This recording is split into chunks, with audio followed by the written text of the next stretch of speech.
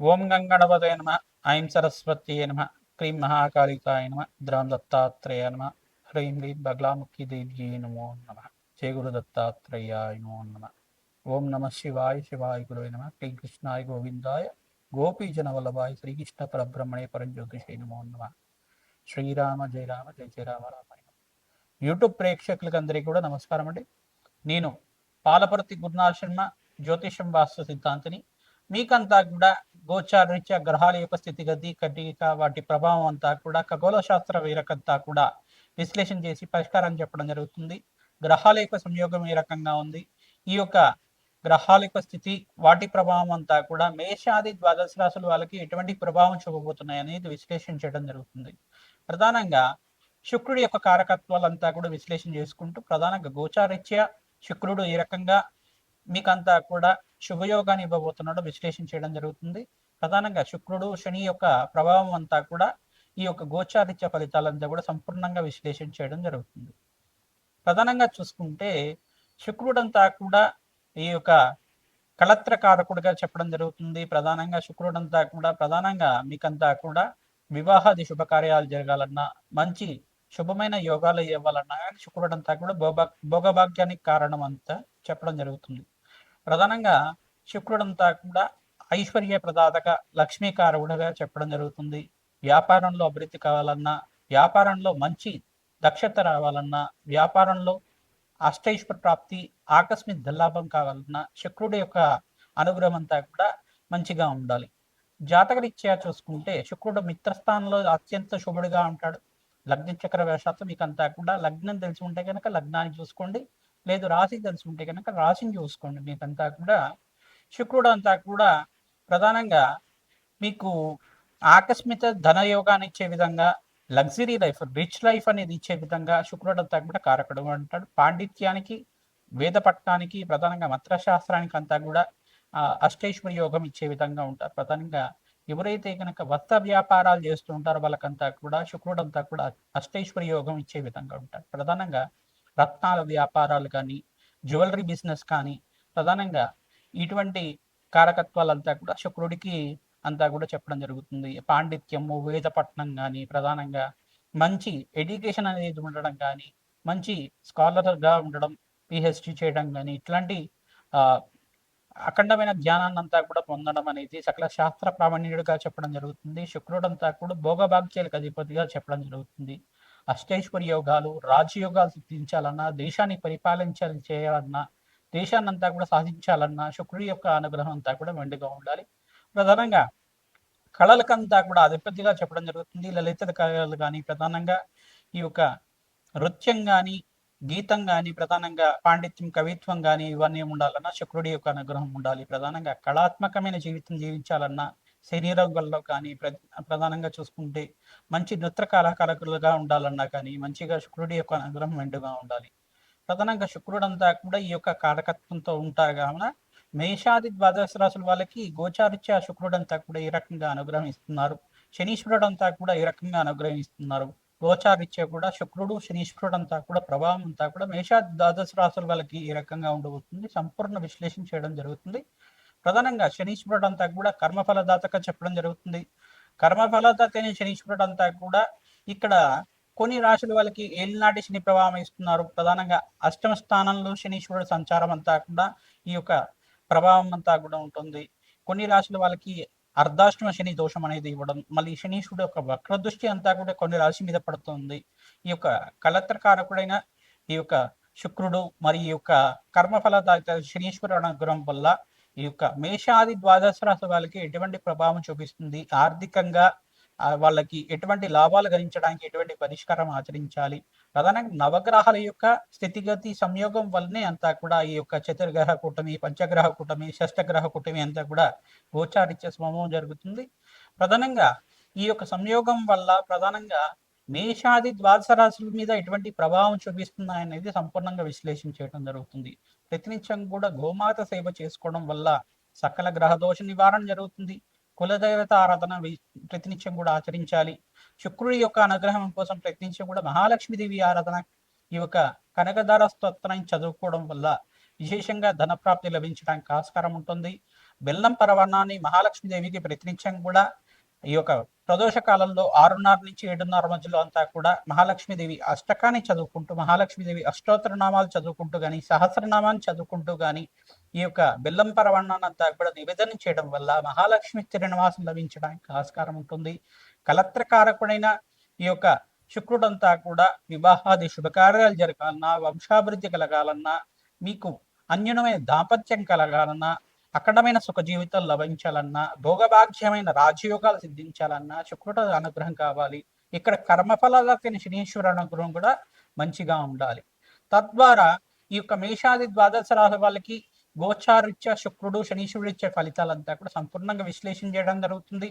Video అంతా కూడా చూడండి, మీరు లైక్ చేయండి, సబ్స్క్రైబ్ చేయండి. తద్వారా మీకు అంతా కూడా ఈ యొక్క ఫలితాలు పరిష్కారం అంతా కూడా మీరు మంచిగా ఆచరించడం వల్ల మీకంతా కూడా మంచి ఫలితాలు రావడానికి ఆస్కారం ఉంటుంది. జగన్మాత అనుగ్రహం వల్ల మీకంతా కూడా అష్టైశ్వర్య ప్రాప్తి కలగాలని చెప్పి ఆశీర్వాదం చేస్తున్నాం. ప్రతినిత్యం కూడా మీకు చెప్పే ఈ యొక్క పరిష్కారం అంతా కూడా ఆచరించండి. మీ జాతకం ఇచ్చే ఎటువంటి సందేహాలు ఉన్నా కానీ మా యొక్క ఫోన్ నెంబర్కి అంతా కూడా అపాయింట్మెంట్ తీసుకొని మీరంతా కూడా జాతకాన్ని, జన్మజాతకాన్ని అంతా కూడా పరిష్కారం ఆచరించడం వల్ల విశేషమైన పుణ్య ఫలితాలు పొందుతారు. సింహరాశి జాతకులకి గోచారీత్యా ఈ యొక్క గ్రహాల యొక్క సంయోగం వల్ల ఎటువంటి ప్రభావం అంతా కూడా ఉంటుందని విశ్లేషణ చేయడం జరుగుతుంది. ప్రధానంగా 2026లో ఈ యొక్క శుక్రుడు, ఈ యొక్క శనీశ్వరుడు సంయోగం అంతా కూడా ఏప్రిల్ నెలలో అంతా కూడా మీనరాశిలో సంభవం జరుగుతుంది. ఎటువంటి ప్రభావం వల్ల శుక్రుడు శనీశ్వరుడు యొక్క సంయోగం వల్ల మీకు ఎటువంటి ప్రభావం అంతా కూడా సింహరాశి జాతకులకు ఉంటుందో చెప్పడం జరుగుతుంది. ప్రధానంగా గోచారిత్య అష్టమ స్థానంలో ఆకస్మిక ధనయోగాన్నంతా కూడా ఇవ్వబోతున్నాడు. శుక్రుడు అనుగ్రహం వల్ల విశేషమైన పుణ్య ఫలితం. దశమాధిపతి అయిన శుక్రుడు అంతా కూడా మీకు ఉచ్చస్థానంలో మార్పు అంతా కూడా రాజు యొక్క కారణంగా చెప్పడం జరుగుతుంది. శనీశ్వరుడు యొక్క అష్టమ దృష్టి అనేది ఉంది కావున ప్రధానంగా అష్టమ స్థానంలో అంతా కూడా శనీశ్వరుడు దోషకారిగా ఉన్నది కావున శనీశ్వరుడికి తైలాభిషేకం చేసుకోవడం, తిలదానం చేసుకోవడం శుభమైన ఫలితాలు పొందడానికి ఆస్కారం ఉంటుంది. ఈ యొక్క ఏకాదశ స్థానంలో బృహస్పతి సంచారం, ఇక్కడ ఉచ్చస్థానంలో బృహస్పతి సంచారం అంతా కూడా ఈ సంవత్సరం అంతా కూడా సంభవం జరుగుతుంది. సింహరాశి జాతకులకి వివాహాది శుభకార్యాలు జరగడానికి ఆస్కారం ఉంటుంది.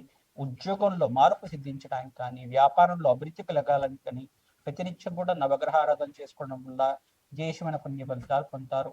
పరమేశ్వరుడు ప్రీతికరంగా ఈ యొక్క ప్రధానంగా గంగాచలంతో భస్మాభిషేకం చేయించుకోవడం వల్ల విశేషమైన పుణ్య ఫలితాలు పొందడానికి ఆస్కారం ఉంటుంది.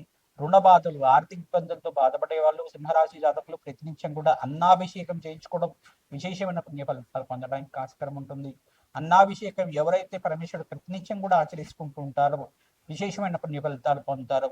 ఆకస్మికంగా ధనయోగం, ఆర్థిక రుణ బాధల నుంచి బయటపడడానికి కానీ, ఈ యొక్క ప్రధానంగా అప్పుల బాధల నుంచి బయటపడడానికి కానీ ఆస్కారం ఉంటుంది. అంగారక దోష నివారణ అవ్వడానికి ఆస్కారం ఉంటుంది. వివాహ ప్రతిబంధకాలంతా కూడా తీరి అష్టైశ్వర్య ప్రాప్తి కలగడానికి ఆస్కారం ఉంటుంది. ఆనందమైన జీవితం జీవించడానికి ఆస్కారం ఉంటుంది. ఇక్కడ బృహస్పతి మార్పు వల్ల మరియు శుక్రుడి మార్పు వల్ల గృహయోగం సిద్ధి రావడానికి ఆస్కారం ఉంటుంది. ఆకస్మికంగా ధనయోగ సిద్ధి రావడానికి ఆస్కారం ఉంటుంది. ఈ సంవత్సరం అంతా కూడా సింహరాశి జాతకులకి రాజయోగం అంతా కూడా చెప్పడం జరుగుతుంది. ఇక్కడ సూర్య భగవానుడు ఉచ్చస్థానంలో మార్పు మే 15 తారీఖు తర్వాత నుంచి జరుగుతుంది. ఉచ్చస్థానంలో మార్పు వల్ల, బృహస్పతి అనుగ్రహం వల్ల, శుక్రుడి అనుగ్రహం వల్ల మంచి ఫలితాలు పొందుతారు. ఆకస్మిక ధనయోగం సిద్ధిస్తుంది. అష్టైశ్వర్య ప్రాప్తి కలుగుతుంది. మేషాది ద్వాదశ రాశుల వాళ్ళకి సంక్రాంతి శుభాకాంక్షలు అందరూ కూడా విశ్లేషణ చేయడం జరుగుతుంది. ప్రధానంగా సంక్రాంతి వేళల్లో అంతా కూడా ప్రధానంగా 14, 15, 16 తారీఖులో అంతా కూడా సంక్రాంతి అంతా కూడా జరుపుకోవడం జరుగుతుంది. 14 తారీఖు రోజున ప్రధానంగా భోగి, 15 తారీఖు రోజున సంక్రాంతి, మకర సంక్రాంతి అంతా కూడా సూర్య భగవానుడు అంతా కూడా చూస్తుంటే మకర రాశిలో ప్రవేశం చేయడం అనేది విశ్లేషణ చేయడం జరుగుతుంది. ప్రధానంగా ఈ యొక్క ఉత్తరాయణ పుణ్యకాలంలో అంతా కూడా శ్రేష్టమైన ఫలితాలు పొందడానికి ఆస్కారం ఉంటుంది. అఖండమైన శుభయోగానంతా కూడా మేషాది ద్వాదశ రాశుల వాళ్ళు ఈ సంక్రాంతి తర్వాత నుంచి అఖండమైన శుభయోగాలు సిద్ధించడానికి ఆస్కారం ఉంటుంది. ప్రధానంగా ఈ యొక్క సంక్రాంతి రోజున మీరంతా కూడా విశేషమైన కులదేవత ఆరాధన చేసుకోవాలి.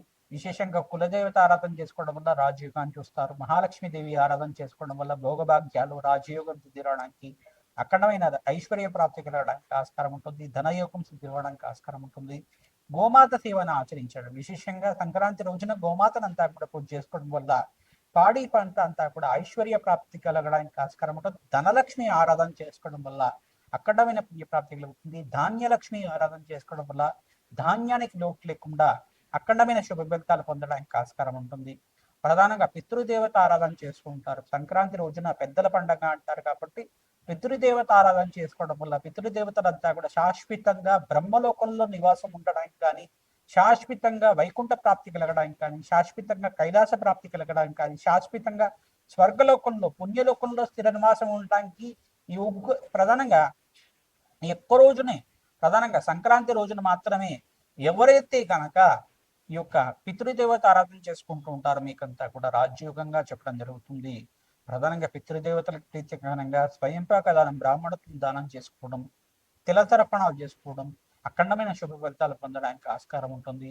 ప్రధానంగా పితృదేవత ఆరాధన చేసుకోవడం వల్ల పితృదేవతకు ప్రీతికరమైన వంటకాలన్నీ కూడా నివేదన చేసి గృహంలో ఉండే వాళ్ళు ప్రధానంగా స్వీకరించడం వల్ల అఖండమైన పుణ్య ఫలితాలు పొందడానికి ఆస్కారం ఉంటుంది. ప్రధానంగా వీరంతా కూడా పితృదేవత ఆరాధన చేసుకోవడం వల్ల బ్రాహ్మణత్వంకంతా కూడా మహావిష్ణు స్వరూపంగా భావించి ధాన్యము, ఈ యొక్క స్వయంపాకము, వస్త్రదానం చేయడం వల్ల అఖండమైన పుణ్య ఫలితాలు పొందడానికి ఆస్కారం ఉంటుంది. సంఘంలో గౌరవం పెరుగుతుంది, ప్రేమ ప్రఖ్యాత లభించడానికి ఆస్కారం ఉంటుంది, రాజ్యోగ స్థితి రావడానికి ఆస్కారం ఉంటుంది, మహాలక్ష్మీదేవి అనుగ్రహం లభిస్తుంది. తద్వారా వీరంతా కూడా ఈ పుణ్యమైన కార్యక్రమాలు చేయడానికి ఆస్కారం ఉంటుంది. కావున ఉత్తరాయణ పుణ్యకాలంలో ప్రధానంగా మీ జాతకరీత్యా ఉన్న సర్వగ్రహ దోష నివారణ చేయడానికి ప్రయత్నం చేయండి. ఈ యొక్క రాజశ్యామల యజ్ఞాధికరతలు కానీ, బగలాముఖి శాంతి హోమాది కార్యక్రమాలే కానీ, ప్రధానంగా ఈ యొక్క కమలాత్మక దేవి హోమాది కార్యక్రమాలు కానీ, ఈ యొక్క లక్ష్మీ కుబేర శాంతి హోమాది కార్యక్రమాలు కానీ ఉత్తరాయణ పుణ్యకాలంలో ఆచరించుకోవడం వల్ల అఖండమైన పుణ్య ఫలితాలు పొందడానికి ఆస్కారం ఉంటుంది. ఉత్తరాయణ పుణ్య కార్యక్రమంలో ప్రధానంగా విశేషంగా స్నానానికి విశేషమైన ఫలితాలు చెప్తారు, జపానికి విశేషమైన ఫలితాలు చెప్తారు. నామస్మరణ చేసుకుంటూ ఉండాలి. ప్రధానంగా ఉత్తరైన పుణ్యకాలంలో అంతా కూడా భగవత్ ఆరాధన చేసుకోవడం శ్రేష్టమైన ఫలితాలు, మోక్ష జ్ఞానాన్ని ఇచ్చే విధంగా ఉంటాయి. శ్రీమాత్రే నమః.